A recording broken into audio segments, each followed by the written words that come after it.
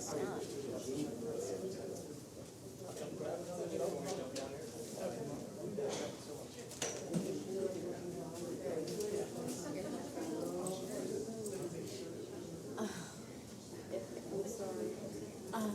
we require two people to be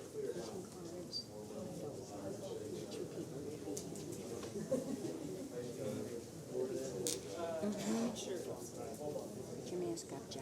Let your mask up, Joe. Maybe not.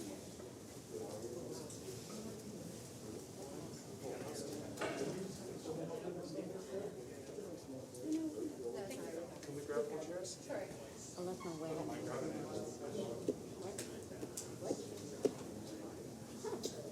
At my house, but no, I left it in the mountains. At least I'm assuming that's where it is.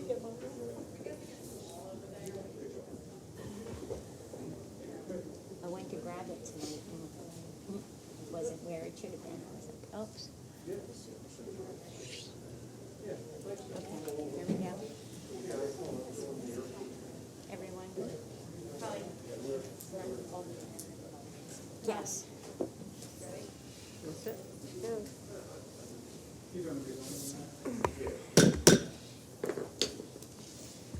By the authority vested in me, I hereby declare this meeting of the Conshohocken Borough Council duly open and ready to conduct any business that may come before it.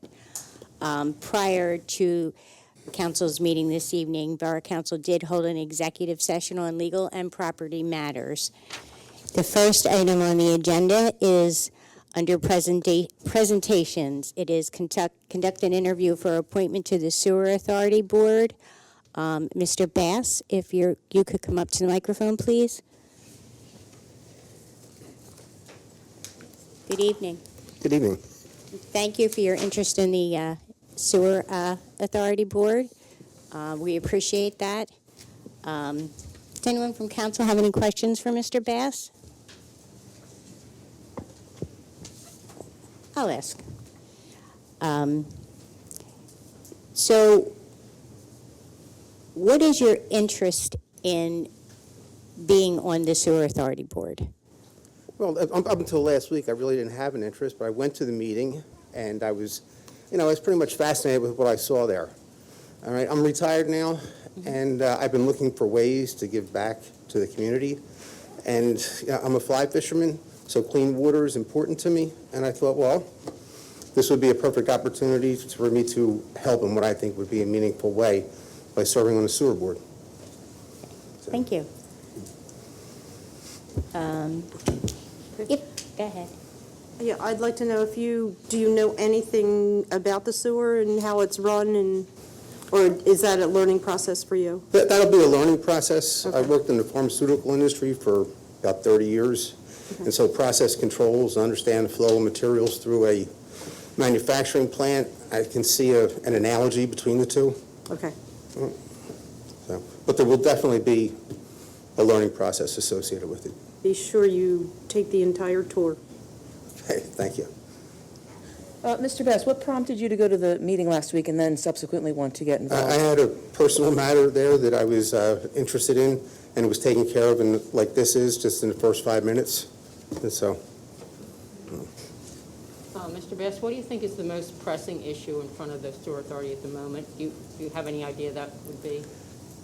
I don't really have an idea about what the most pressing issue is, but being there for that first meeting, and I'm really, it was very superficial what I saw there, but it seems to me that process controls, automated process controls that are in place, like flow meters and programmable logic controllers, which can actually, monitor the flow, as well as, the one thing that we were talking about, or the board was talking about there, was adding chlorine before it goes into the river.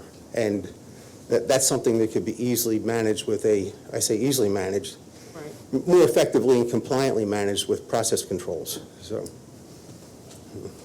what would be some of your goals or things that you'd like to accomplish as a member of the board?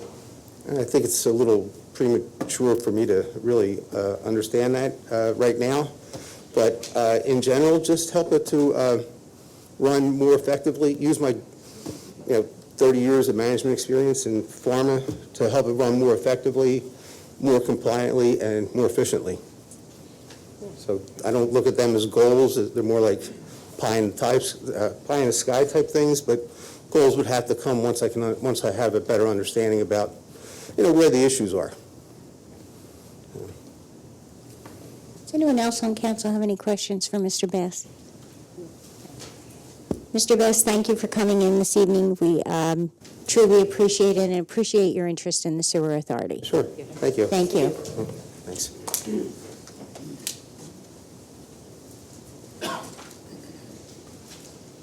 The next item on the agenda is conducting an interview for reappointment to the Marywood Park Commission. Mr. Lynch, if you could come up, please. Good evening, everyone. Good evening. Thanks for coming in again, since it's in such a short period of time. I appreciate it. Of course, well, the last one was over Zoom, so I'm excited to be here. It's nice to be here in person, and hopefully the next meeting will get to be in person also. Absolutely. Great. So I'm just going to say, to this point in time, from your time serving on the committee the last few months, do you have any new goals set? I mean, I just getting to know the park and the house and hearing from Jane about all the colors of the curtains and everything is wonderful. But Yes. no, I just think there's a lot of potential with the Park Commission to kind of become more kind of partnered and intertwined with just kind of the park system within the borough. I mean, I live right by Maple Meadows. There's obviously Sutcliffe, A Field, B Field, Haynes and Salvati. So I think there's a lot of potential to really kind of look at the parks in general across the borough and how they kind of interconnect and how they can be utilized. But especially the house at Marywood, I think there's a lot of potential there, especially as we hopefully come out of the pandemic in the near future to kind of refurbish that, refresh it, and be able to use it for some neat ideas. I mean, the commission's been thinking about some events that we can do when the time is right, obviously. Yes. But to get people out, get them back, doing some fun events. Obviously, the Halloween parade back in the fall was a big hit, really well attended. But it was still kind of one of those things where you're not sure if you're in that space yet or not. But it gives us time to kind of think about what we can do to really build up that area of the Marywood Park and the house, but also look at how we can capitalize on the other parks as it relates to all the events that happen throughout the borough. Yes. Thank you. Anyone else? Anyone have a question for Mr. Lynch? No, I know, I listened to the Zoom just a few months ago, and it was very impressive. I think you pretty much answered just about every question. You inspired me to go over to Second Street Park, Yeah. Second Avenue Park. So I'm Yeah, glad it's that a you great come back. park. Yeah, it's very cool. Anyone else? Well, if no one else has any questions for you this evening, since we did just do this with you very recently, I'm going to thank you for coming in and, again, appreciate your interest and time. So, Absolutely. Thank you very much. Thank you for your gentlemen. time. Thank you. thank you.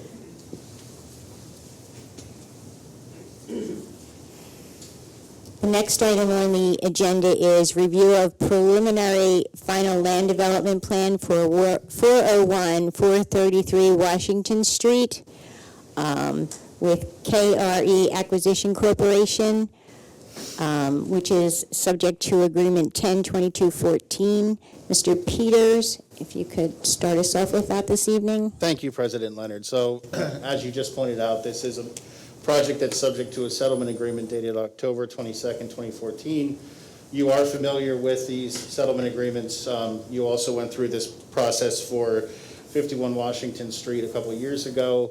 This project, the scope of the project, the number of buildings, the number of units, all of those are set by that settlement agreement.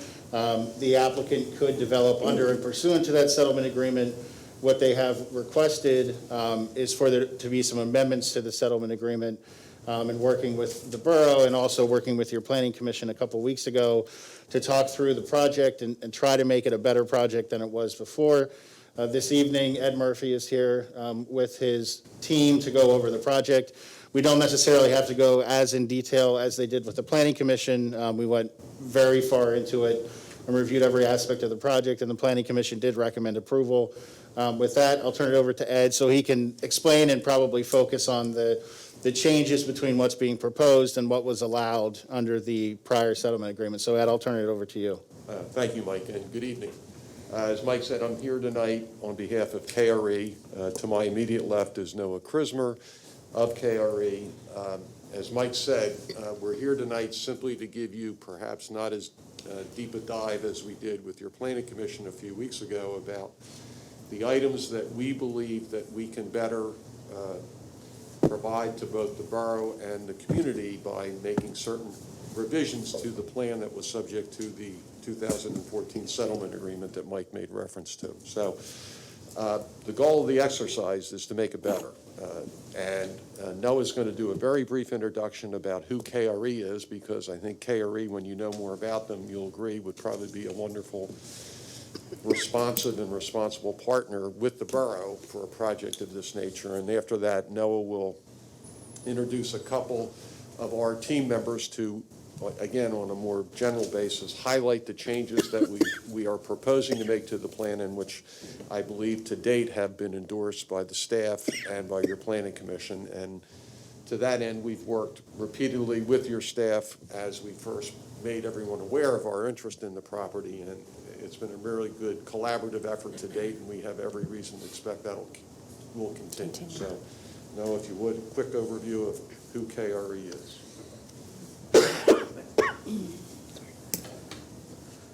Does this go? Great. Hi, President Leonard. Thank you to you and the council and the mayor. I'm Noah Krismer. I'm our Director of Planning and Entitlements, do all of our sort of planning work, all of our work with local jurisdictions in which we do business. And I'm just going to run through real quick KRE Group, Kushner Real Estate Group, to give you a little background on us as we hope to be partners with the borough for many years to come. This is a multi-generational, family-owned and run company. Started out in the 1950s as a home building company and has now grown into a company that does everything from high-rises in Jersey City to multifamily stick-built product here in Pennsylvania, in the Lehigh Valley, and New Jersey. We are largely focused on New Jersey and Pennsylvania, and we have about 3 million square feet of office and industrial space both, and now I'd say probably close to 13,000 apartment units that we own and manage. Critical for us is that we're, for lack of a better term, vertically integrated. So we do everything with full-time KRE staff, from land acquisition and entitlements like I do, to development. We run our own development. We are our own general contractor, full-time KRE employees, to leasing, those are all full-time KRE employees, to property management, full-time KRE employees, and the family owns and holds these properties forever. One of the things I think that the communities in which we work and partner with appreciate is that if you need to call somebody, you can always call a KRE employee, a full-time KRE employee, and full-time KRE employees live at the properties that we own, and they live there and they manage them. So there will never be a difficult time for the borough to get in touch with somebody who works directly for KRE Group. This is just going to give you a little bit of a sense. We have expanded over the past 10 years in Pennsylvania. A lot of that work has been in the Lehigh Valley. The architecture you see here is our product in Lehigh Valley. You'll see quite a different architecture for the borough, and I'll let our architects speak to that. But we now have over 1,000 units in the Lehigh Valley, and we've begun to come down into Montgomery County. We just finished a 246-unit project, very successful, in Willow Grove, and had a good time working there in Montgomery County. And we're doing a job right now that my colleague Jordan is managing in Philadelphia that is close to 800 units in its first phase in Center City, Philadelphia. We're very excited about Conshohocken partnering with the borough and doing a great project here. So I want to thank first the staff members here. So we've worked with Ray and Brittany and Steph and Mike quite a lot, and many folks across the borough, including Chief of Police and Fire. And it's been a learning experience for us, and we hope that what has come out of those conversations is, as Ed said, a lot of good points to make this project a better project. We know it comes as a result of a settlement agreement, but our goal was to partner with the borough and make it as good a project as it could be. So tonight, we have Rick Roseberry, who is our civil engineer. We've worked with Rick on half a dozen projects in New Jersey and Pennsylvania. We have Seth Shapiro, who's a principal at Barton Partners. Barton Partners is doing the architecture here. They did the architecture for us in Willow Grove. And then we have Tom Bauer, who's with Malillo and Bauer. We use Tom Bauer as our landscape architect on everything, and I think you'll really like his work and his approach to the site here, especially on the river, which is so important. And then that's just the last thing. I think the folks will come up and talk a little bit about some of the areas we hope we've improved here, like circulation around the site, how it interacts and draws the public down to the river, and then the architecture as well. So, and that's what we're here to do tonight. Really appreciate the council's time. I'm happy to take any questions if you have them. Otherwise, I'll hand it off. I think Seth is going to go first. I think you can continue. Okay. Thank you, President Lauder. Thank And you. Thanks, everybody. Right. All right, good evening. Hi, my name is Seth Shapiro. I'm a principal, and actually my official title is Director of Urban Design for Barton Partners. We're actually located in Norristown. I think you've probably heard of us. We're a relatively big firm in the area. We've been working collaboratively, actually, with Carrie's in-house design team, a firm called It's Major, and it's really been a fabulous time for us. So a little bit about the site context. I'm going to actually do this very quickly, and I'm going to speak very quickly. If you need me to slow down, if you ask any questions, just jump right in. So site context, I think we all know where this is. Obviously, it's within a half-a-mile radius of the train station, and as you can see, it's sort of the next one down, right? We have, the Londonderry, you have Riverwalk, and then you have this project. And this is sort of a diagram of what the project was beforehand. It was essentially almost like two Londonderry projects put right next to one another with an access arm sort of just on the left side, partially in White Marsh Township, as sort of almost like as an afterthought. And so we started to look at our context, and we looked at the other buildings, and they really are scaled for the car. Obviously, there's the issue with they have to be up in the air, but we think there's a missed opportunity there. All of the public spaces in these projects are used for parking. And what that means is these projects are sort of visually cut off from the river. So we actually think this project's about the river and about getting people to the river. And I think we can enhance that through this project. So instead of this idea of 4 buildings and an access off to the side, why not make that access point the main organizing element of the project? Makes sense, right? So that's sort of where we started. We knew we had to keep with the 598 units. We knew we had to keep with the 4 building concept, but we thought we could improve it. So what are we improving on? We're improving on this. This is the old plan. And there are lots of things about this plan that we as planners and designers and architects had a little bit of issues with. One, there was no there, right? There was no entry sequence. Where does an Uber drop you or pick up? Where's the front door? Secondly, the access, there was, this doesn't have a laser, no. One of the buildings sort of had circulation that went out onto Washington, and then back in, and then back out. And if it didn't have that, it had dead-end parking, which we don't really like. It had 7.5 foot wide or 7.75 foot wide compact spaces, which is something else that made us a little bit uncomfortable. So all of these things we thought we could improve on. So this is what we think is our improved plan. We have this thing located along this central armature. We have a wide planted boulevard at the top, all publicly accessible. Yes, there's parking on each side.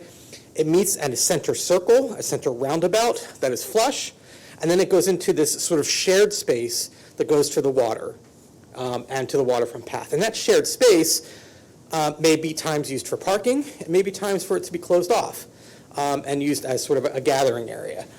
So it's still the 598 units, 538 of which reside in Conshohocken. And as I mentioned, obviously because of where it is, the ground floor has to be used a lot for parking, but we also have our lobbies down there. And all the lobbies face one another at that central sort of gathering area, that little roundabout. And so they all sort of communicate with one another, which we think is incredibly important in creating that there, right? That's where your Uber is going to pick you up and drop you off. And then up on the second level, which is the first residential level, we have our amenity spaces in what we call buildings 3 and 4. And The one difference is this building 4, we've actually cut back a little bit to allow some light and air into what is another difference, which are 2 courtyards. We actually have elevated courtyards that are amenity spaces. The prior building were just donuts down to the ground with parking. And we think this is a vast improvement along with that residential area. And then the other thing I wanted to say is that these 2 buildings are actually connected at this level with a bridge. So the amenity spaces are connected with a bridge. And that bridge, of course, will be, you can pass under it, but it's a way of sort of organizing and really creating where that public space is. Lastly, well, actually, I'm going to get into the architecture in a second, but this building, consistent with the last building, is 4 stories of residential over that parking level. The last proposal, however, did have in corners, I think, a 5th level residential, so it was actually 6 stories at the corner. We've taken that down. It's just 4 stories all around the building. 4 stories of residential around the ground level parking area. And then finally, this is my last slide, this is what we think it's going to look like. Obviously, it's very different than some of the stuff that Noah just showed you, but the idea is that that corner, right, this is a shot from that central roundabout area, and actually you can see that shared space off to the right heading toward the water, and I think you can see a glimpse of the bridge. But the idea is that the corners of these buildings sort of speak to one another, and we've eroded them, and we've added a lot of green area and changed the material there, sort of spending our attention on that central there. That's the idea behind these. Otherwise, the buildings are relatively simple on the other 3 sides. So, in deference to the idea that we are really trying to create a much better public realm with this project, I'm actually now going to turn it over to our project landscape architect, who has many more images of what this thing is going to look like from various points. So, Tom? Thank you, sir. Was that too fast? No, it was perfect, thank you. How do I advance this? Need a drink. Yes. Okay. Yep. Good evening. Good evening, thank you. Thank you. Pleasure to be here. I'm going to try and talk a little bit slower than Seth, if I can do that. My name is Tom Bauer. I'm a president of Melillo Bauer Carmen. We're a landscape architectural firm located in New Jersey. Offices in Brielle. If you know Brielle, it's on the coast, central Jersey, and also in Jersey City. Been in business for 40 years and done many projects with Carrie, and they're an absolute pleasure to work with. With that, following Seth's lead, what I'm going to do is walk you through a little bit of the landscape design. Seth mentioned the core, the armature as he called it, the core of the site.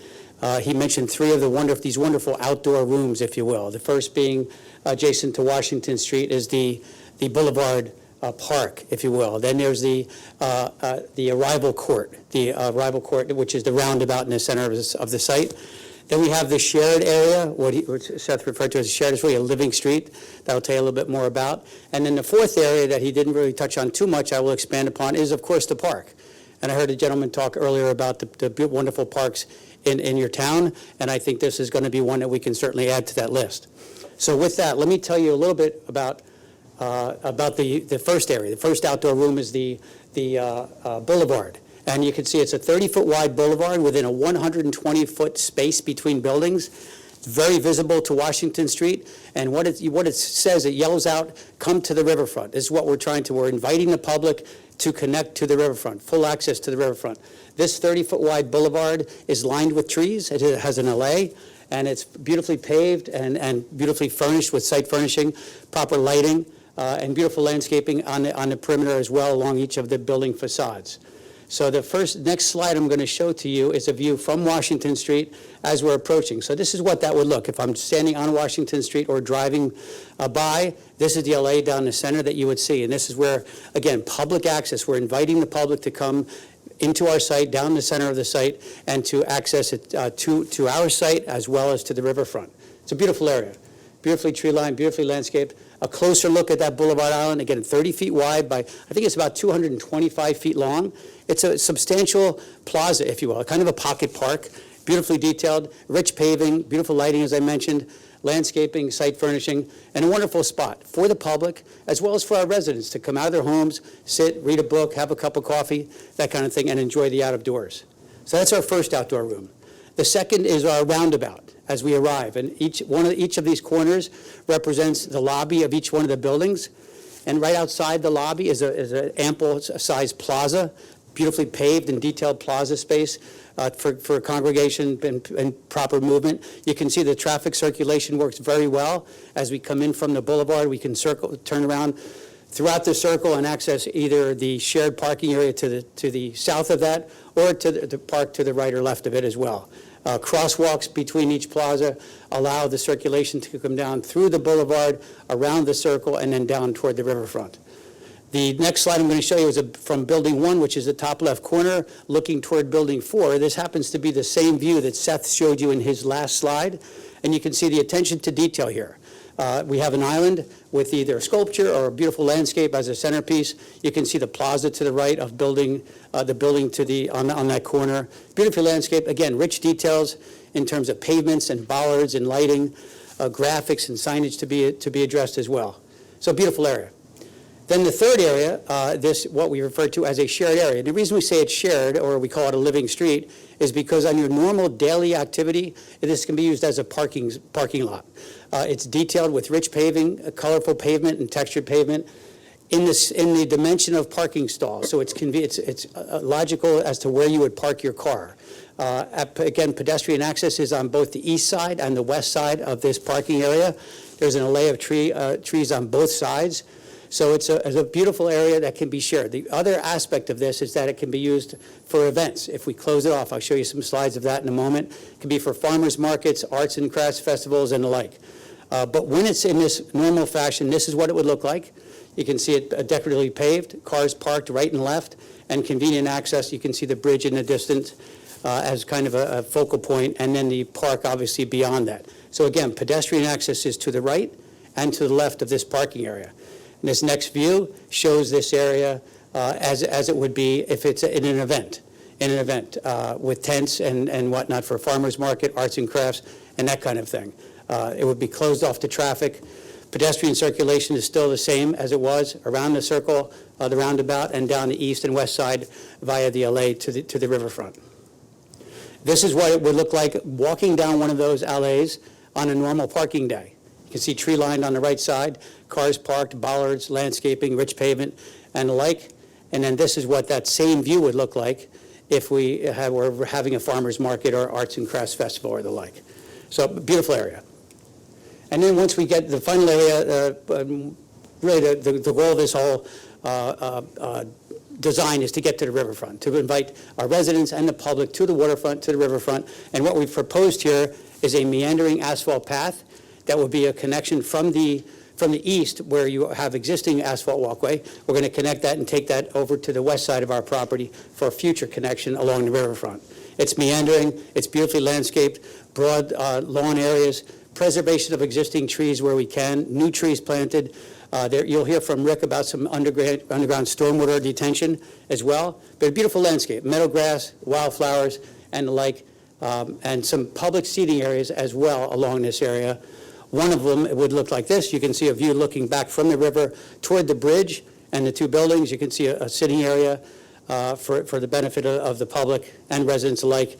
Cyclists, dog walkers, carriages, whatever, all welcome to use the waterfront. And my final view is this one, I guess another view from the riverfront looking back toward the buildings. And I think this would be a wonderful addition to the park system in Conshohocken. That's all I have for the moment. If there are any questions, I'd be glad to answer them, or I will pass it along to Rick. I don't believe anyone has any questions, so thank you very much. Thank you very much. I appreciate We the can move time. right along. Thank Very you. good. Good evening, and I'll actually be very brief because if you have any specific engineering questions, I'd be happy to answer them.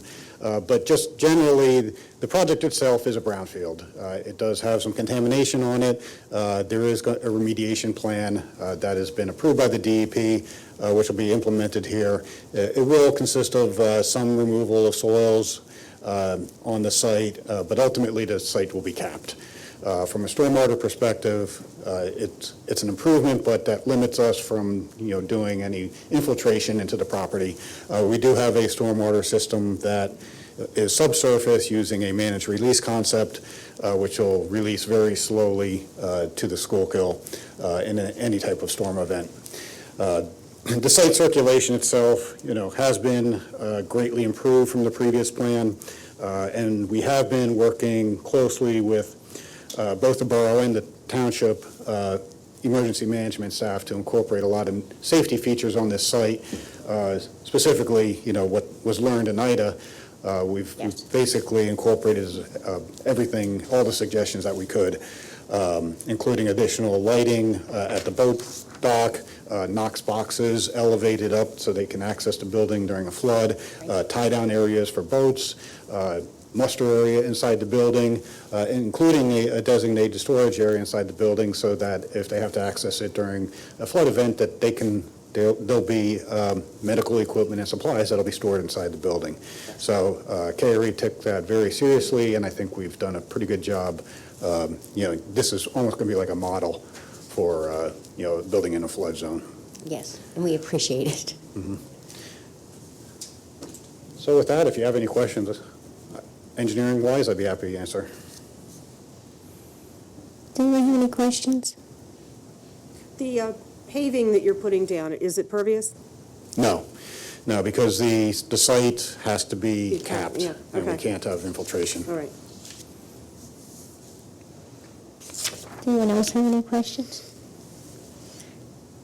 No one seems to have any questions. We did have a lot of homework with all our reading the past few days, so we're all very well informed, and appreciate your presentation. Thank you very much for Thank you. your time and your efforts in working with our administration and emergency services. We do truly appreciate that. Right. And based So- on the current schedule, I think we'll see you again in a couple of weeks, and Yes. hopefully.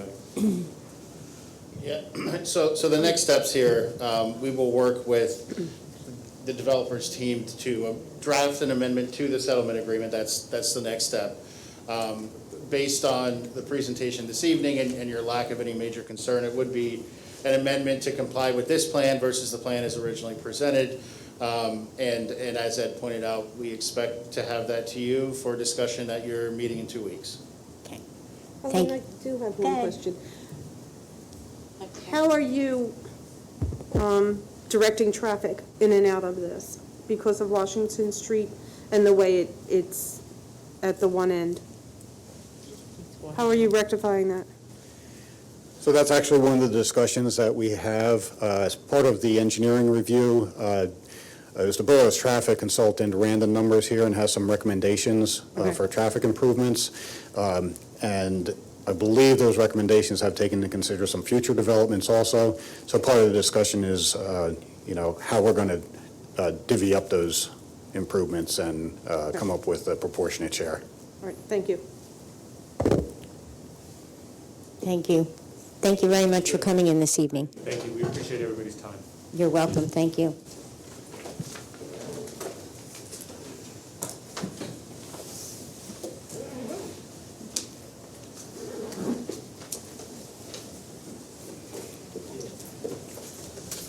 Thanks, Brittany. Thank you.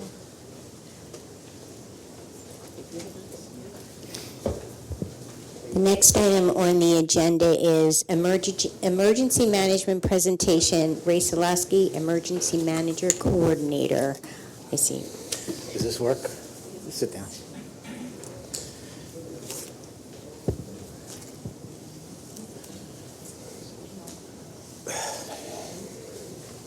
Everybody duck. It's okay. My name is Ray Sokolowski. And for this portion of this presentation, I'm the Emergency Management Coordinator for the Borough. The presentation is basically going to talk about the development that there's been a lot of discussion along the river and some in the Borough of Conshohocken, but where the emergency services stand when it comes to responding to some of these new conditions that are going to occur because of all this development. If people don't know in the audience, Chief Metz is on the far end of the table. In the middle is our battalion chief for the fire department. He's also a female instructor for water rescue. He's been with the fire department here for for 3 years now, but he has numerous years of experience. And Tim Gunning, our fire chief. Dave Lennon, the deputy coordinator, couldn't be here. He has a work-related injury, so he's a sergeant on the police department. So I'll just go through some of the things that are going on in the borough of Conshohocken, and I'll outline this presentation. The discussion that I'm going to, that I hope we have a discussion about is some of the things are the community structure, the current and future borough development, the construction timelines of the current development, and some of the timelines for the future development. Washington Street development will be the primary part of the conversation. The borough demographics, emergency management as a whole, and what we're doing in emergency management as far as preparation, pre-planning, the challenges, and what we're doing as a support team for the emergency response, emergency services. So as far as the community goes, everybody pretty much knows we're a 1 square mile town. It doesn't seem like it, but we are. We're a 1 square mile town. Current census shows us at 9261, which is an increase from the last census. We have a daily commuter traffic going through the borough at about 40,400. That again is probably has been stymied somewhat because of COVID, so we don't know what that actually is going to be after we have everybody going back to work, but we will have some new statistics right after that happens. Currently 14,000 cars turn onto East Elm Street and head towards Poplar coming off Fayette, 7,000 on towards Maple off of Fayette, and about 20,000 cars straight up. For this conversation, we're going to talk lower end and upper end of town. The lower end, we're going to consider anything south of West Elm Street and East Elm Street. And the upper end of town is going to be north of West Elm Street and East Elm Street. It used to be that in the borough, everybody considered anything above 6th Avenue as the upper end of town, and I think after this presentation, you'll understand why we're going to change that. There are several factors likely to contribute to the borough's recent population gain. I think it's pretty clear as the accessibility to the borough, the transit vehicular accessibility from the Blue Route, 76, and the Pennsylvania Turnpike, and then public transit, which is going to be updated and upgraded, and that should become much better than it is now. Proximity to workforce centers, not only Philadelphia, but King of Prussia. We're actually between the two. And now we're pretty much considered a workforce center ourselves. The diversity in housing, we do have a diversity in housing. We have row houses. We now have singles going up. What has been the substantial change here is the actual cost of those houses. I have not been able to sit down with any of the real estate people, but incrementally, I think everybody knows how substantial the increase of housing has been in the borough of Conshohocken, and it wouldn't surprise me if we, within the next 2 or 3 years, see our first $1 million home sold in the borough. Current and future development. The comprehensive plan talked about in developing our commercial and industrial areas, and that's what's basically happened. The borough has completed 2 major projects and currently has 6 remaining major projects. That number at the bottom is a conservative estimate of how many square feet of construction has been done in the borough of Conshohocken. So that's a new statistic that a new number that we just came up with. It's 3,133,000 square feet of construction. So our code department and building inspectors have been pretty busy. The construction timeline completed. 7 Tower Bridge, May of 2021, they have completed and are about 55% occupied. The second one is the Sora project. The parking area is completed. That's 1,645 parking spaces and 12 stories. The next one is the Amerisource Bergen building. They have now moved to a full occupancy in the April of 2022 area. They were going to occupy earlier, but with COVID, they had to move that. Matson Mill, June of 2022. Matson Mill, if everybody's not familiar with that, that's going to be the one at the new Oak Street and Washington Street. It's the furthest one towards Plymouth Township on Washington Street, directly behind the Grand. The Tapestry Hotel, September of 2022. 51 Washington Street, September of 2022. SEPTA train station, right now, November of 2022, and that's only because of equipment issues. They can't get equipment. Once the equipment arrives, it will be installed, the crossing will go up on Oak Street, and the train station will be completed. And that doesn't include the parking garage that we'll talk about for the SEPTA train station. And then lastly, 400 West Elm Street, which did their groundbreaking. They're talking about a completion date in the March of 2023 area.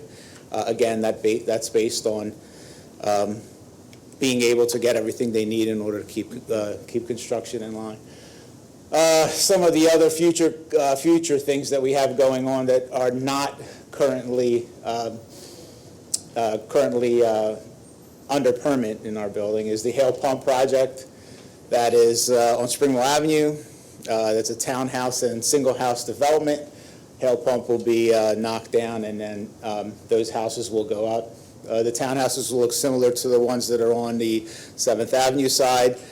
The singles, we have some renderings, but I didn't have them. I didn't bring them with me. But that development should start in June of 2022. August of 2022, 401, 433, I did confirm that with them, and that is, today I confirmed that with them, and that is what they are tentatively looking to break ground in that August of 2022 area. If they have any issues, it would be pushed to September or October, but they actually do want to get started in August. June of 2023, to set the parking garage is touted to start, and that's potentially 500 parking spaces on the far end of the Matson Mill building. So that would be the furthest towards Plymouth Township on Washington Street. And then the last thing we have, which is not in the Borough of Conshohocken, but obviously will affect the Borough of Conshohocken, and I think it was brought up earlier with 401, 433 presentation, is 65 townhouses that White Marsh Township is going to build in the area of Cherry and Washington Street, past 401, 433. I can show you later on a picture. I mean, this is a basic layout of what 401, 433 presented, except we're going to keep going around the corner here. So 400 West Elm Street, SEPTA Station, Matson Mill, 51 Washington Street, 7 Tower Bridge, 401, 433, and 65 new townhouses. Okay. All right, so the population.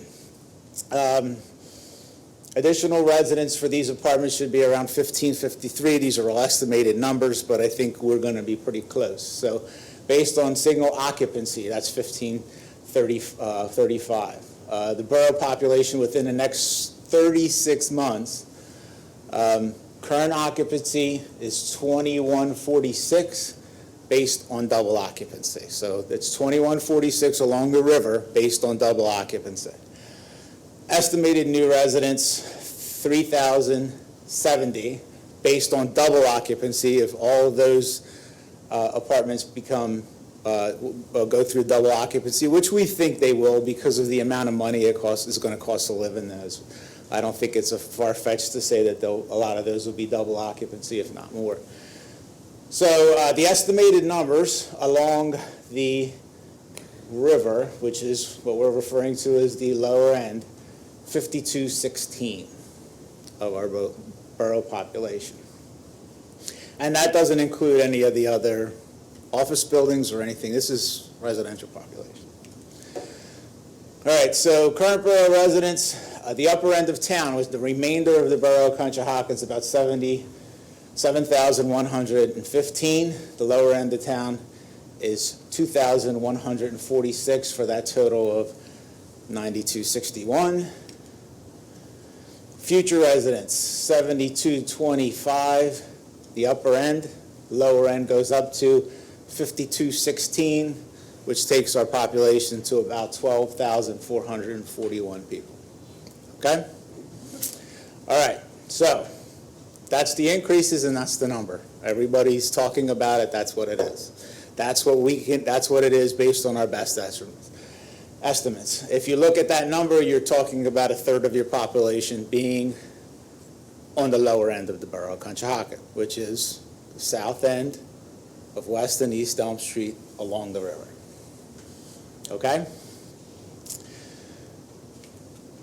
So from the emergency management perspective, I think everybody understands what we've had here, and I've presented this this is an abridged version of what I've presented to some of the other council people, but we've had the hurricane situation in 2020 where we got a good perspective. The picture to the right there is actually is at Fayette Street and West Elm Street. That's the amount of water that was coming down at that time. That doesn't happen anymore because of the Tapestry building and SOAR's stormwater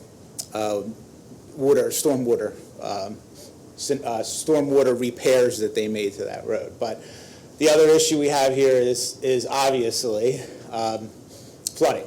And we had Ida in 2021, and that is the storm now. That is what is our worst case scenario. The water was about 8 feet high on Washington Street.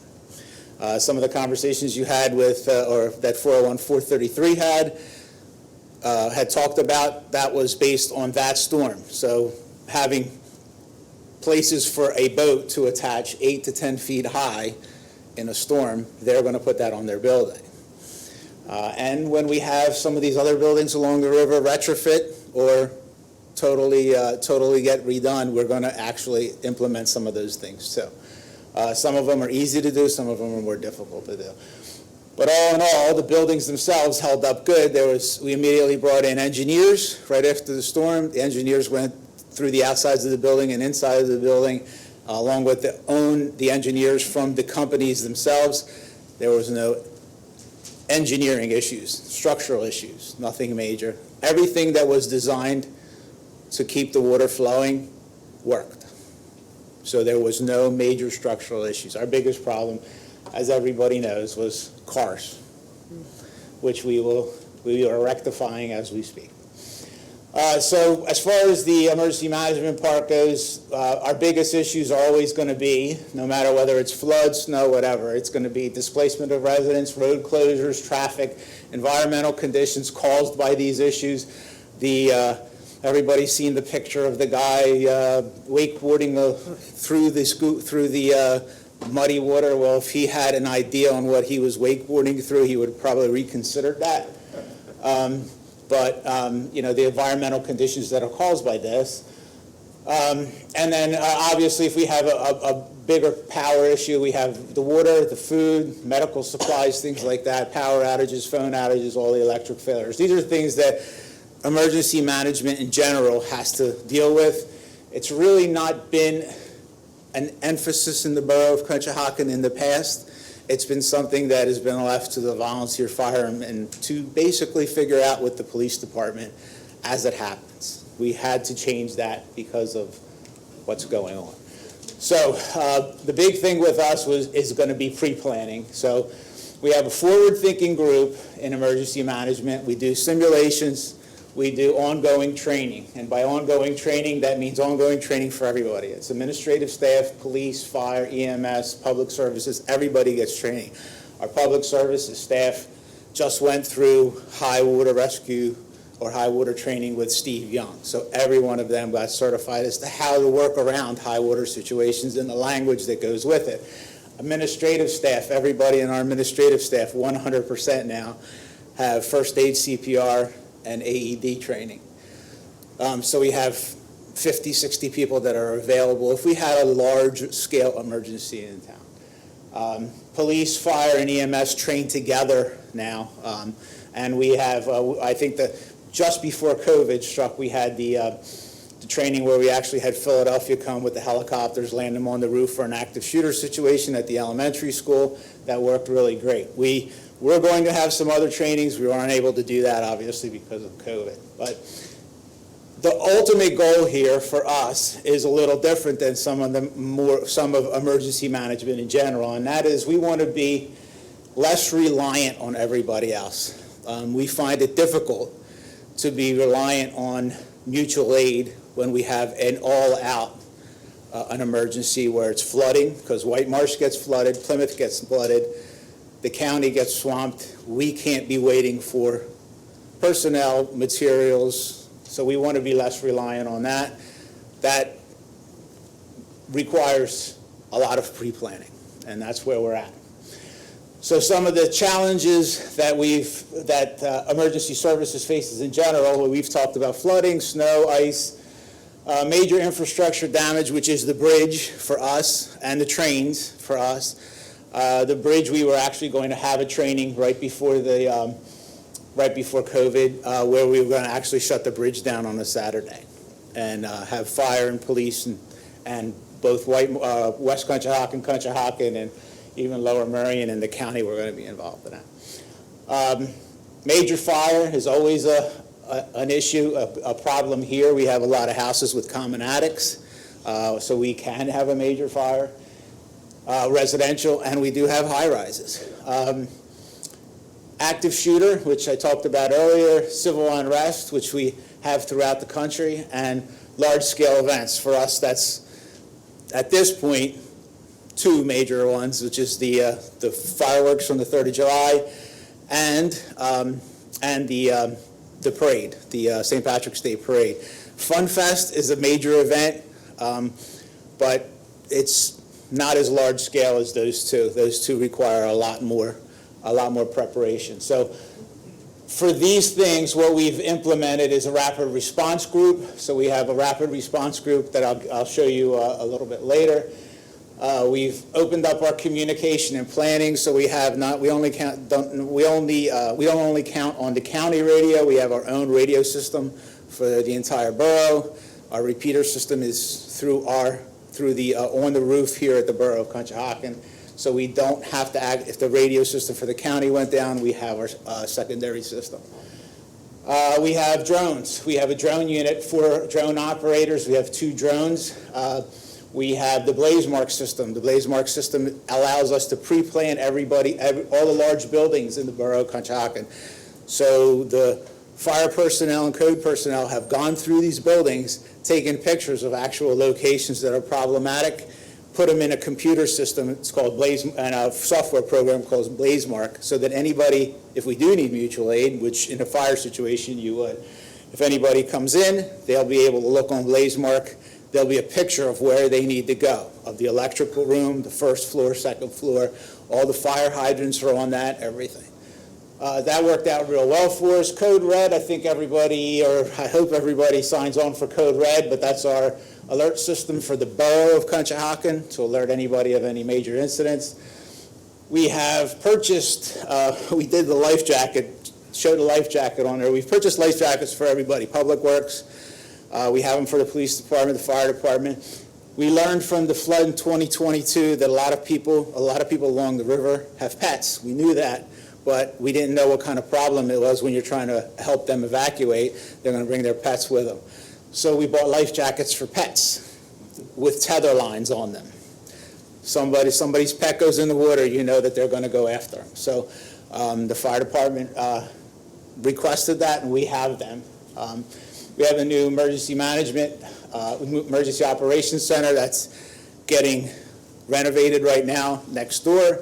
And if we have a major event, that's what we'll work out of. And then the training, we use FEMA as our, FEMA and the county for our training. So without getting into specifics, things like incident command, NIMS, all these acronyms that you'll hear of in emergency situations, we train our people on them. We have in-house training, and we go out to the county for our training. So these are basically some of the things that are involved in the emergency management.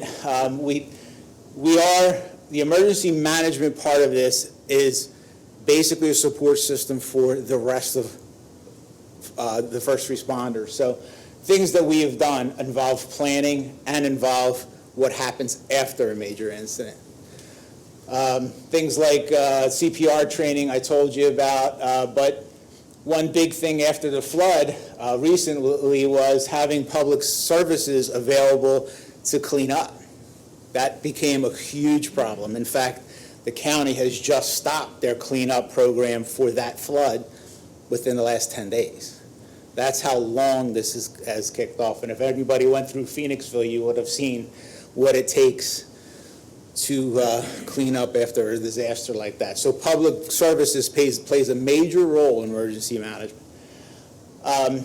But we also reach out to the local businesses. With COVID, we went out to the local businesses and provided them with the emergency kits with masks and hand sanitizers and everything that the county provided us. So we do have discussions with them, but we don't really have any issues. Our businesses tend to come to us before we need to come to them. They always are out and asking us basically what they need to do and what we need to do to accomplish what our goals are. So that is our emergency management team. I mean, it's pretty big. It starts obviously with the Borough Council because they make the decisions on how they want this to work. And then goes all the way down to, we have 4 drone operators, like I said. We have members of the Sewer Authority. Ed Mungan is the operations manager of Sewer Authority. He's on the emergency management team. So we think we have everybody covered and we have every aspect covered. I will admit that training because of COVID, has been less than what we wanted. But as soon as we're able to continue with our training, that will happen. These are the summaries. You saw what I said about the current residents as opposed to what the future residents are, and we're going to continue all these things. Pre-planning, communication, coordination, the support for emergency responders, all the training, and we do have a lot of resources and supplies, but we talked about that on a case-by-case basis. We do not need COVID masks, I can tell you that. We have plenty of COVID masks. Any questions? Any questions for the other members of the team? I have a question, and this is to our leaders for emergency management. Do you feel your individual departments are prepared to handle an emergency with the population increase that is expected to come into the borough when all of what Ray presented is complete? Start with Mr. Gunning. Yes. Over the last 3 years, I put a training program together to prepare the volunteers for this. During the day, I'm lucky because during the day I get to see this constructed from ground up. So when I build a program, I make sure that I include all of the information that they all need to prepare themselves. With water training, elevator training, ropes, rigging training, high-rise training. About 2 years ago, we did have a fire in a tower bridge as a high-rise fire, and it was flawless. They did a great job. As you heard last meeting, 25 members received a stipend program. So our volunteers have come out and they're committed and they're ready for anything that we put in front of them. That's great. How about for the police department? Yeah, a couple things. Excuse me, I'm a little hoarse. Ray had mentioned about not training in the last couple of years, and that is true. We haven't had the planned training that we had talked about and wished to have. However, we got the best training. We got incidents, right? We got historic flood, and I'm sure my colleagues in the fire department will attest that the best lessons learned are on the fire ground, right? Absolutely. So you train and prepare, and then you debrief about how you handle things. And I think that having this historic flood and getting through it and the lessons learned from the recovery, the actual incident itself, was great training, and it's put us in a better position. I think, as far as confidence and having experience. It was historic. There was never a bigger one. And we got through it with all kind of things going on down there. We learned things from it, and we'll apply that all moving forward. We had demonstrations and stuff in the town in the last couple of years that we normally wouldn't have had. So that was a learning experience for me, and the police department. And moving forward, debriefing that, what went well, what could we have done better? That's great training. It's stuff we don't face much. You can't simulate it, something like that. You know what I mean? You just have to do your best with it. And I think we learned a lot in the last couple of years without having our formal training. As far as I'm confident that we can handle emergencies, yeah, like in our services across the board, you do with what you have, right? Everyone wants more, right? The cities want more police, or they want more money for these programs or whatever, but you have what you have, and if you're presented with an emergency, you handle it. Now, that being said, a significant increase in the population is probably going to reflect in our calls for service, our demand for service, and things like that, and we'll have to take a look at that moving forward. But I'm confident that we can handle with our partners any emergency that was presented to us. That's great, thank you. Mr. Young, do you have anything to add that they missed? I think they both spoke highly of both departments. I think the thing that they both, in a roundabout way, said is the partnership between the emergency services and EMS not being here, and then the partnership with the borough and emergency management basically bring us all together. The amount of after action that we've done after each major incident and events goes into planning and building our emergency operations plan to provide better services in the future. Great, thank you.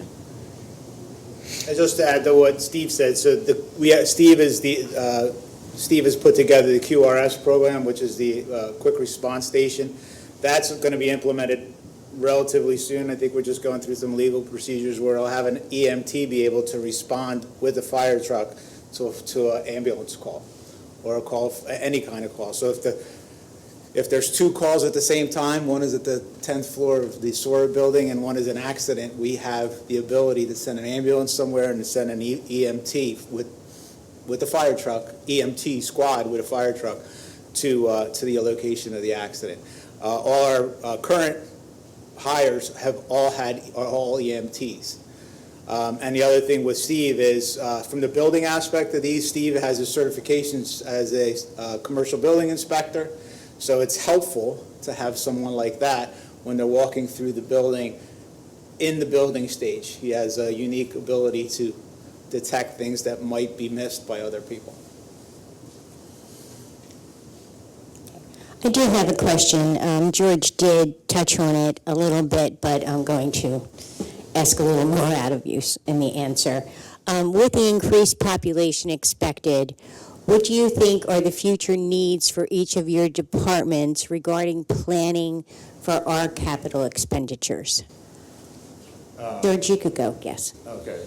Capital or Yes. overall? Capital.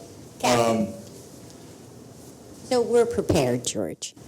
I think I'm off guard right now for thinking about what capital improvements we could have, at this moment that I could explain to you to address a 5,000 increase in the population. But I would think that there will be more demand and there will be things that we need, and maybe some things that we look at that from a capital and equipment point of view that we would need. Listen, I think the demand of service is going to be higher. So I think that's going to correlate into everything else we do. It has so far. Right. It has, in recent times really progressed. And, right. But over time, it's, as we grew, everything grew. And I think we provided a great service, too, into every aspect in this borough, to the taxpayers and the citizens. So there's an expectation for that. People want to come here for a reason, because it's a safe place to live, it's nice, they get great service, and we have to maintain that, because we're going to have a demanding public. Okay, thank you. Mr. Young? I think for the most part, we've been very, very proactive in the last couple of years, replacing our equipment, looking at the increased flood hazards that we have, and have bought the equipment that we need to meet the current demands. I'll let Chief Gunnan talk more about the fire department as the department head. So for the fire department, obviously, manpower during the day, that's where we're going to struggle the most. Because everybody's off to work, and it's usually Steve and I. So that will help us immensely by increasing the staff during the day. And we have the new Quint is a 2020. Our engine's a 2015, and we have another one that's a 2007. So that is coming to its time almost to replace, and I've been working on getting prices and preparing that to be replaced. And that will be replaced with a simple engine, an engine that will meet the borough's needs. It's a smaller, more equipped engine than what we don't need another big truck. So with the engine, 2015 and the Quint, we have updated a lot of our equipment to the technology that we need to better the firefighters as these buildings change. Thank you. So that's food for thought for all of you for the next few years to keep us where we need to be in thinking forward. So, okay, does anyone else on council have any questions for anyone? So outside of capital, as we talk to our residents on a daily basis after tonight, what do you need from us? How can we help you move forward over the next 2-3 years? So any feedback, the volunteers, we need volunteers. That's what makes the system work. In the fire department, the volunteers are it's very important that we have them. We have to grow the fire department. Training's free. It's a great place to be, and you help your community. So if you can get that out there in any which way. Tim, can I ask you? Yes. So for those that don't want to run into burning buildings, are there other volunteering opportunities other than running into burning buildings? So there's a lot of administration work that goes behind the fire company. There's a lot to do. There's fundraising. There's community events the fire company does. So there's a lot that if they don't want to be a firefighter, and it's a lot. Right now, to be a firefighter, if you come in off the street with no training, it's approximately 188 hours of training just to become a basic firefighter. So that's a commitment. It is a real commitment. And the other training that goes along with it, that's just a basic firefighter at that point. We put a lot of time and effort. The last 3 years, I threw a lot at these guys. And yes, there's a lot more behind the doors than what you see, just more than fire trucks. So. Thanks. Yeah. I think going along with other feedback from the community, let them know the other services. Just in the last couple of weeks, the amount of smoke detector calls that we've had, and they always feel like they're bothering us. No, make the call us, we're here to help. You know, if it's the elderly with batteries, we'll come out with a step ladder, and we have some of those services available. So don't ever feel, hesitant to give us a call when there's a problem. It's part of the services that we provide. Okay, so I could give you a wish list. But like I said, you do with what you have. And would I like more? Yeah. Do I think I'll need more? Yeah. Because here's an example of an officer that we like to use, or I like to use, Officer Steve Valone. he's our school liaison officer. We have one school. We have elementary age kids that still like the police. We don't have problems down there, but we still make contact with them. Right. And he's our guy to do that. But, he works a regular schedule and he works at night and, everybody down there knows him and he helps assist with all the programs and stuff like that. I'd love to have somebody that I could put, at least maybe not in a full-time basis, but a more extended role and more availability for things like that, without sacrificing patrol. Because we're in a situation right now where when you start running bare minimums, it never works out because I got guys hurt, 3 guys out with significant injuries. So it puts a lot of stress on things. And then you can't sacrifice patrol. You have to send them out there every day. So then other things have to be a non-priority.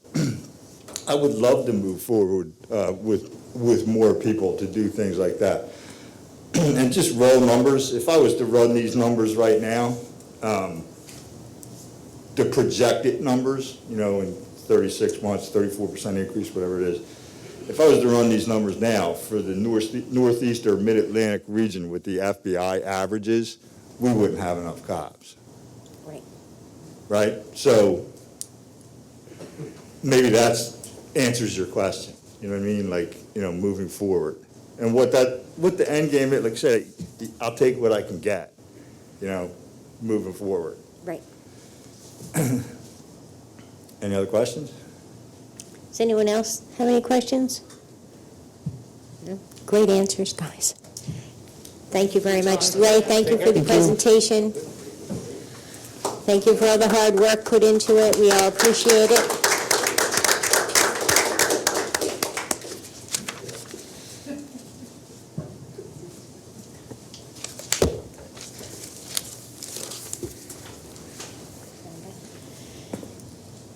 The next item on the agenda is under Land Use Matters, Public Hearings and Ordinances. Mr. Peters, I will hand this over to you again. Thank you, President Leonard. There are 2 zoning amendments for consideration this evening. The first is for your discussion and consideration of advertisement of a zoning ordinance amendment, amending the notice provisions and the expiration of approvals.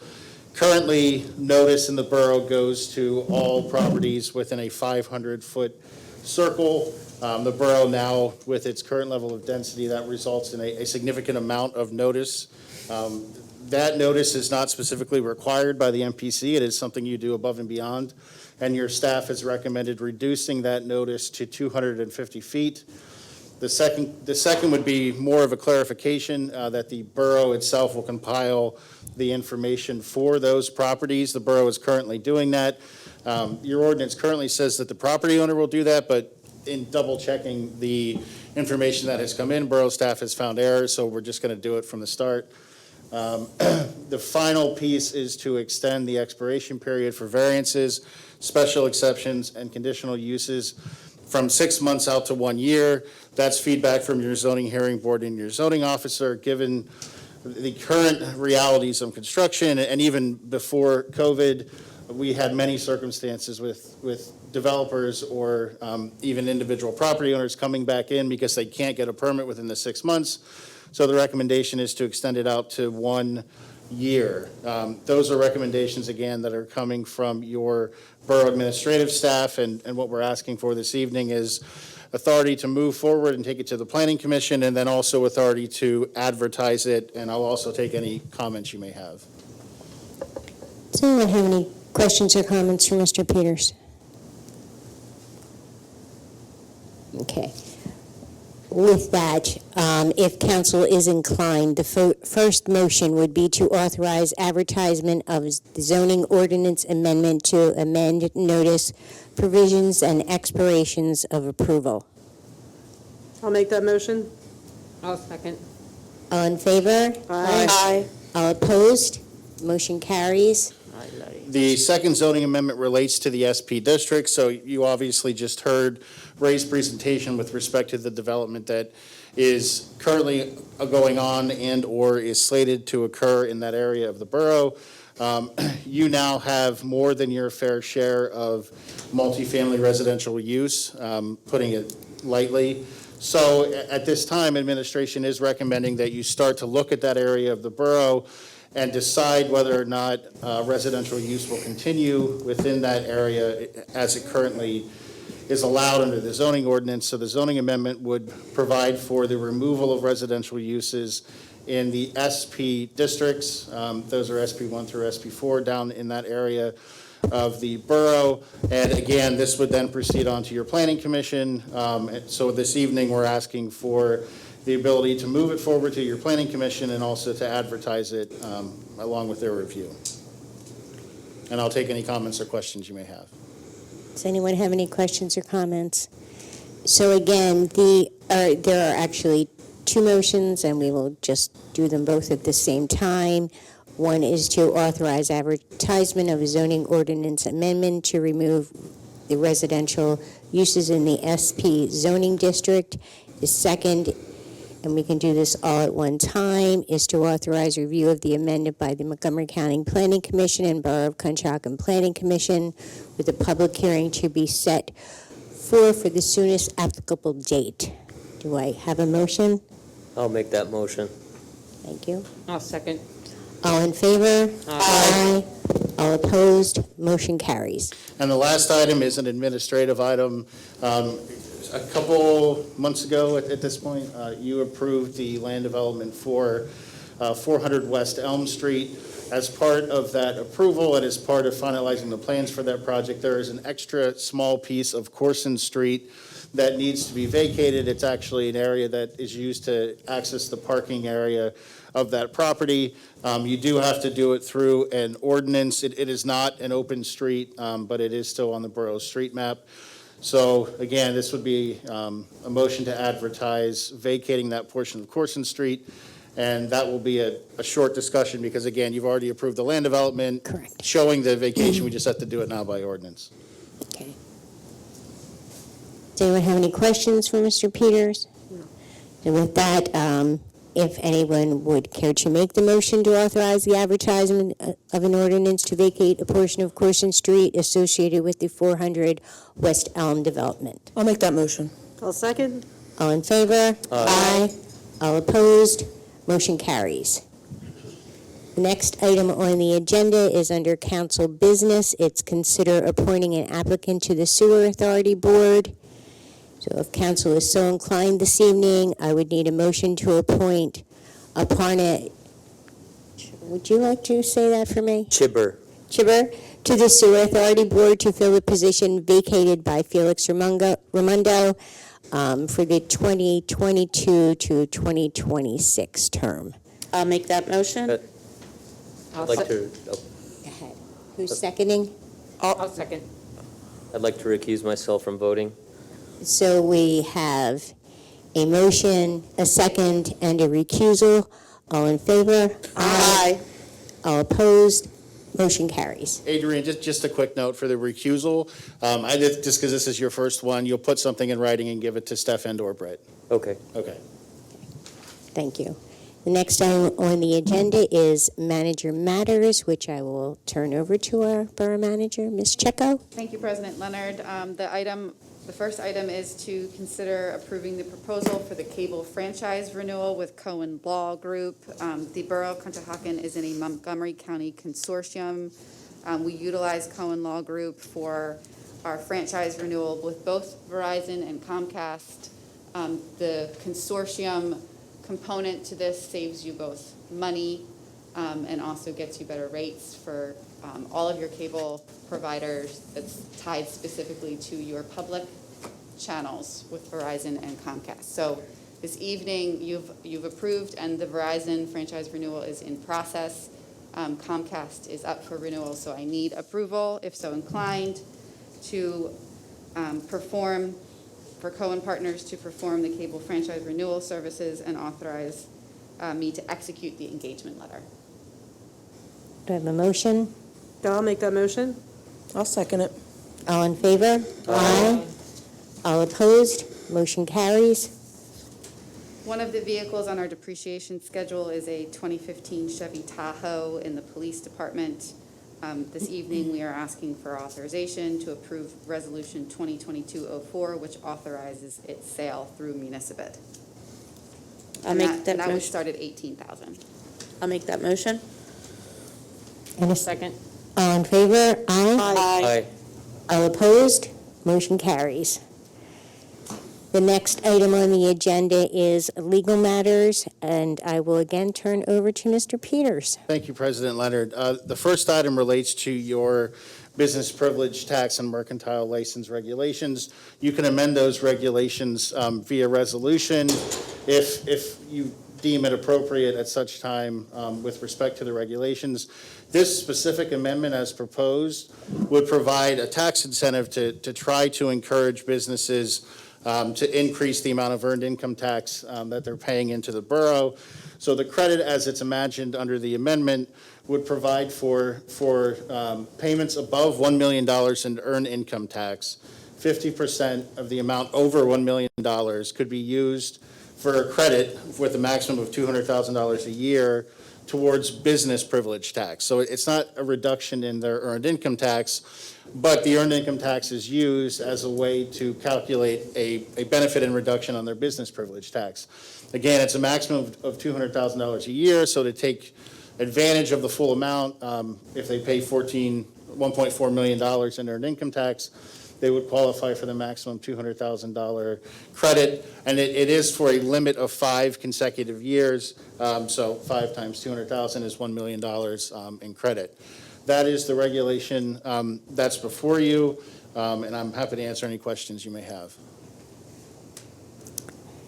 Does anyone on council have any questions for Mr. Peters regarding this evening? And this is a no vote item for this evening. Yes. So if you are reviewing the proposed resolution over the course of the next 2 weeks, it'll be back on your agenda for a vote on the 16th. And it does have a few nice examples in it of how the math works, so please let me know if you have any questions, or if Steph and I haven't thought of something, please. Okay. Thank you. And the second item I have, President Leonard, is discussion and consideration of an advertisement of an ordinance to authorize eminent domain of 2 Harry Street, that's tax map parcel 05-00-4876-00-6. I have not been through eminent domain with this council before, so just so you know how it works, the first step is to advertise authorization of an ordinance. That ordinance is your specific act in terms of authorizing your staff after that point to take certain steps to proceed with eminent domain on any given property. So if you authorize advertisement tonight, the ordinance will be advertised, and it's only after that ordinance is enacted that I can take any steps with respect to declaring eminent domain over a property, and that involves some additional documents recording with the county and stuff like that. So this is the first step of the process. As we move through the process, if you choose to, I'll continue to explain each step as we go, and that's the specific process. That's all I have on that specific item. Ms. Checo may have more, or you may have questions, but that's what I have. Thank you. Yeah, the only clarifying point I have for this evening is that the eminent domain is specific to be able to use the property for a public space. So we've envisioned, while nothing is tied down at this point, and that will be part of the conversation moving forward, but if you can imagine the historical... Speak up, please. Absolutely. The historic reference of that building itself being preserved as potential space for a historical society or a historical museum, something of that nature, some sort of public amenity, public space that would be on that property. So that's all I have to clarify for Mike Peters at this point. Very good. Mr. Peters. Thank you, Stephanie. Thank you. I do have a question, and I don't know if it's for Mike or Stephanie, but if we just did a zoning ordinance alone change with the SP districts or anything, are we able to ensure that we can preserve the availability of properties to create public space? So we know that we don't have a whole lot left, but can we do that really by ordinance alone? Yeah, it's a great question. So the answer is no, right? So through zoning, you could never make a property unusable, right? So you're taking away one use, for example, in the districts that we talked about earlier, but there's still a laundry list of uses that are permitted. So the only way, and the fairest way, frankly, to make sure a property remains open space or public space, if that's where you're at now in the borough and what you're able to do at this point, would be to actually start looking at taking some of these properties to keep them open and to ensure that the public gets to use them. So you couldn't do this just via zoning. And in fact, if you tried to do it via zoning, I think it's fair to say a property owner would say that you've affected eminent domain on them anyway, which they could do. So that's the answer to the question, Tina. Thank you. Yeah, I think if you're talking about whether or not it matters that there's only minimal parcels left, the answer is that any preservation of open space at this point for public use specifically is important regardless of how many parcels remain. And I think if you look specifically at some of the resident outreach that we've done in the last couple of years, so we did the National Citizen Survey in 2017 for the comp plan for 2018. They talked a lot about, wanting to preserve the environment and natural resources and concerns about the built environment. You had about 83% that wanted more of a focus on natural resources. 79% indicated, growth management as key priorities. And then, we always have the 90% around that range that talks about traffic control and road improvement. So it kind of fits into the overall picture. So if we're talking about utilizing available property to create public space, I don't believe that an ordinance alone, as Mr. Peters indicated from a legal perspective, is going to get you that desired outcome that you strategically have in your comprehensive plan. Does that answer your question? It does, but I have a follow-up to that then. Okay. All right, so then what would be the consequences of not changing the ordinance? We know that we only have minimal parcels that are left along the river. So what would be consequences of not doing anything today?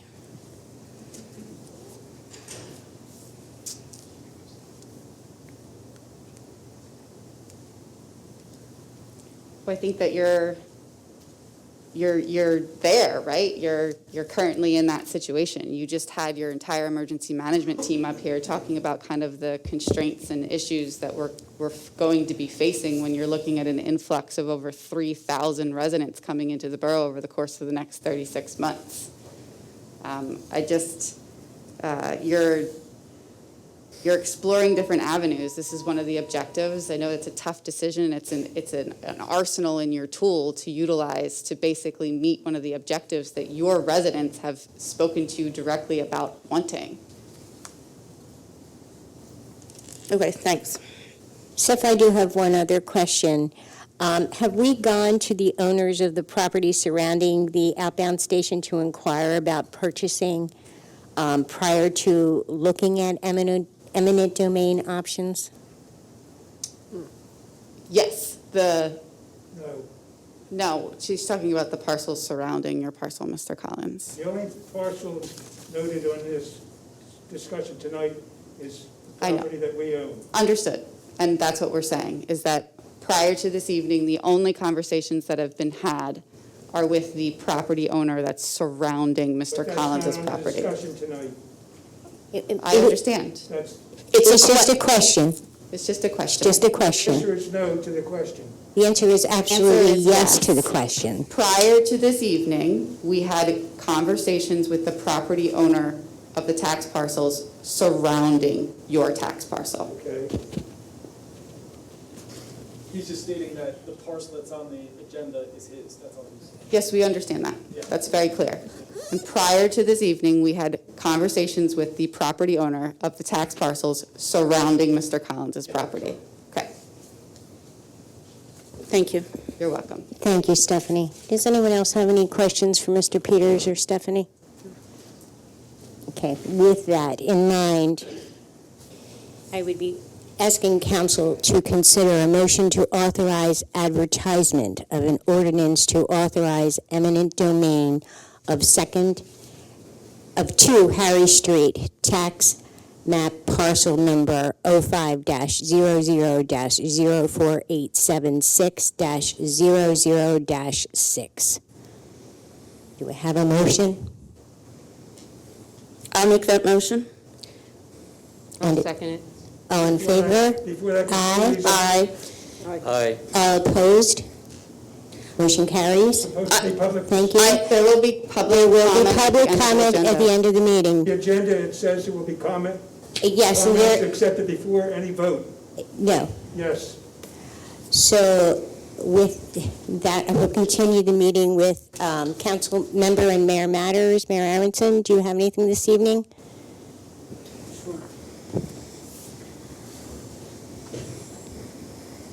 Just a reminder from the Lunudi Post, they're having their chili cook-off and tasting this Saturday at 5 p.m. Entry is a $5 donation. There'll be music starting at 7 p.m. The Post is excited to welcome the community and ask that I share that every resident is eligible to become a veteran or social member, so please check out their social media. Also, our local Girl Scouts 7044 troop has been hard at work selling cookies the past 2 weeks. They'll be outside the Conshohocken Library from 10 a.m. to 2 p.m. On Sundays for anyone that still needs cookies. There's also Girl Scout cookie and beer pairing at the Conshohocken Brewing Company, so come out and support our troops. And then finally, a thank you to our Public Works Department, who worked so hard during the snow emergency last week. As Ray said, you can sign up for a co-red emergency contact system on the Borough of Conshohocken website. This will allow you to receive important information by call, email, or text, including snow emergencies. And that's it for me. Thank you, Mayor Aronson. Ms. Allen? Thank you, President Leonard. I'm just going to follow up Can I just clarify something so that we can? Sure. There will be an opportunity for public comment at the conclusion of this section of the agenda. Understand that this evening, the only thing that is on the agenda is authorization to advertise. A vote was taken. A vote was taken, which was an authorization to advertise. Mr. Public comment is Collins, taken before a vote is taken on each item. I understand. I am telling you that at the conclusion of this section of the Doesn't agenda, say after the vote, there it says will be before an the vote. opportunity for public comment. If you're going to continue to disrupt the agenda, we will ask you to sit outside, and we will get you when the portion of public comment is ready. Ms. Allen? Thank you. I just want to follow up on the mayor's point. I received numerous compliments on our roads. Shortly after the snow emergency, people had been other places, and they said the roads in Conshohocken were by far some of the best afterwards. So they did a great job. So I just want to thank them and follow up on that. So thank you. Thank you, Stacy. Ms. Barton? Yeah, I'd just like to say thank you to our streets department also, but also I'd like to emphasize, residents, please clean off your pavements. You have 24 hours after a snowstorm. It's extremely important for everyone not to fall. Thank you. Thank you, Nita. Vice President Sokolowski? Yeah, I'd like to take a moment to do some explanation about the purpose of where we got to with eminent domain. So I took some time to write down kind of a statement. Conshohocken's small-town character continues to evolve. We have benefited greatly from the redevelopment, especially in our lower end of town. Many of these redevelopment projects are years, even decades in the making. Many of them, like the one on the agenda earlier this evening, are the subject of court settlement agreements made many years ago. As we welcome new residents to the borough and seek to retain those residents and families that are already living here, the borough is finally in a position to evaluate the remaining open space available in our borough to make sure that we are providing public space and public amenities to serve our current and future residents. This priority was outlined in our 2018 comprehensive plan.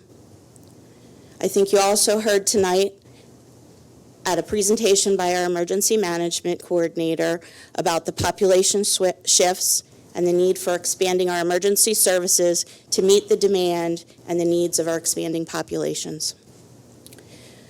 Borough Council is exploring 2 avenues to meet the objectives of the 2018 Comprehensive Plan. One is to address the emergency management needs of the borough, and the second, to otherwise serve the needs of our borough. And the first relates to the zoning amendment, already discussed, which addresses the use of properties in the lower end of our borough. The second involves evaluating the existing available open space and/or vacant properties in the borough. With this, investigating the feasibility of converting those spaces into public space. Eminent domain is a legal method by which our government may take private property for public use. This particular area of the borough contains several privately owned tax parcels, including tax parcels that are currently for sale. One of those properties is the property we're discussing tonight, the outbound station property. In evaluating the potential parcels, Borough Administration identified this parcel as providing a unique opportunity for public open space, the preservation of natural resources, and the preservation of a historic property in our borough. Therefore, the borough's intent would be to preserve this property as open space and/or for a public amenity for our community. Use of the property, design of the public space will all be discussed with our public in the near future. It's important to note that the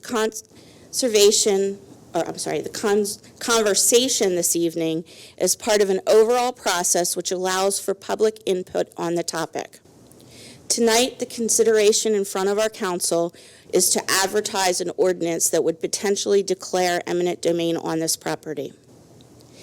If approved, the ordinance would then be advertised, and the Borough Administration would have the authority to personally meet with the private property owner to discuss matters related to the eminent domain process, value of the land, etc. The borough will make every effort to have those conversations over the course of the next couple weeks prior to the ordinance being back on our agenda for consideration and adoption. This is the same process we used with our animal ordinance.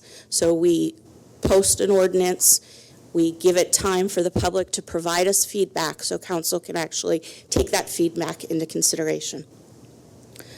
All private property owners in the vicinity of this tax parcel will have the opportunity to meet with our borough administration prior to an adoption of any ordinance. The borough believes that this initiative is necessary to strategically protect our quality of life, current and future economic development, and the environment, all of which make Conshohocken our premier place to live, work, and play in Montgomery County. Thank you. Thank you, Tina. Nothing, President Nothing. Leonard. Mr. Cerna? Yes, we have a number of vacancies on several boards and commissions. I encourage people who want to get involved with their community to look them up and apply. Thank you. Chief Metz? Thank you. The next part of the agenda is public comment.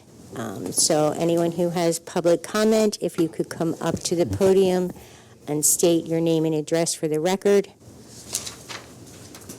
My name is Joe Collins, owner of the outbound station, 2 Holly Street. And I just want to, under public comment on what you hand out to the public when they come here, it says public comment is taken before a vote is taken on each item. I understand there was a vote taken and public comment was not allowed. That's the message I would like to get across. Okay. And also, I want to adamantly say that we will resist any eminent domain taking of the property. That's it for tonight.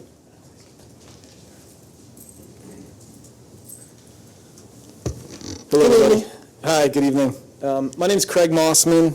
I'm from the Couch Tomato Cafe. This is my business partner, Michael Casano.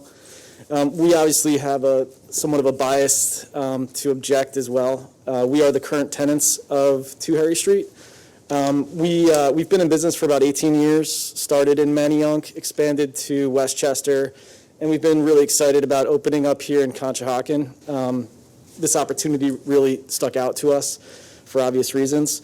For those of you that don't know much about us, we're very passionate business owners. We're very involved, and it's important to us to succeed, and we wanted to bring something to that piece of land that I know has maybe not been used very much lately. A very high-volume cafe that could be a benefit for that little corridor of Conshohocken.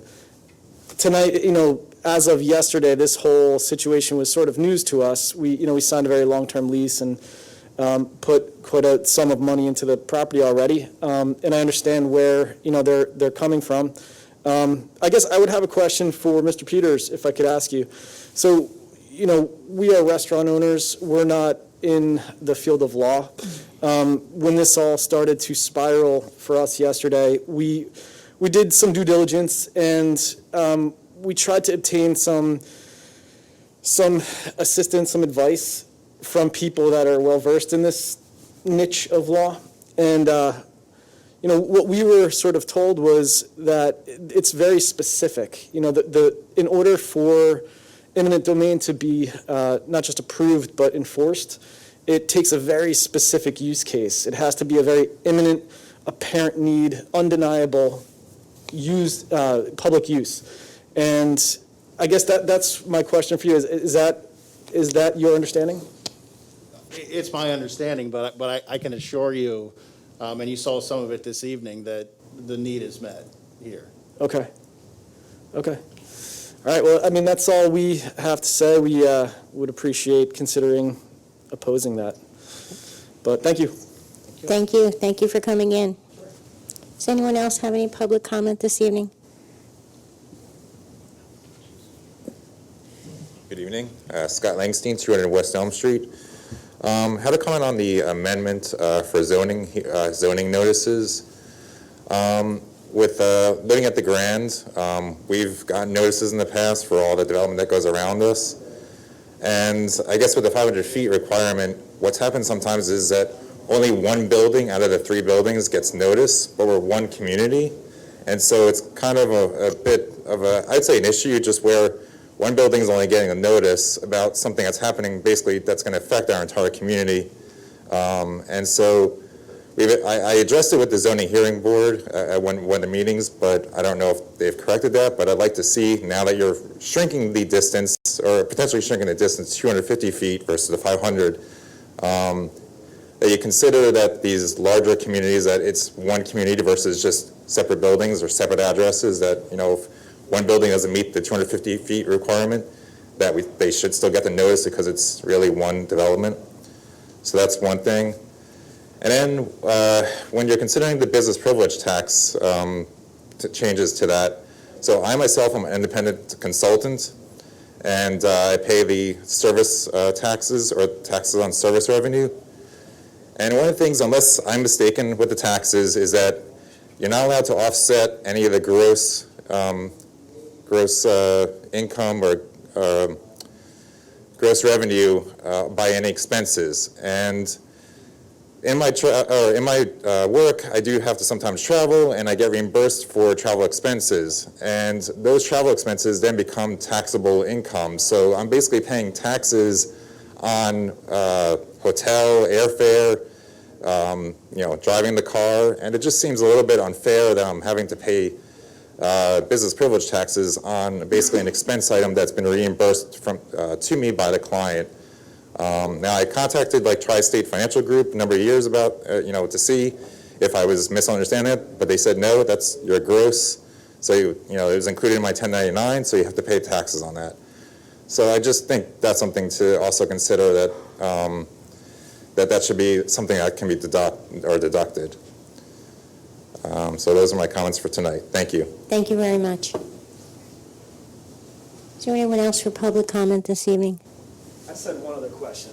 I'm sorry, I had a procedural question for you. These forms are a little new to us.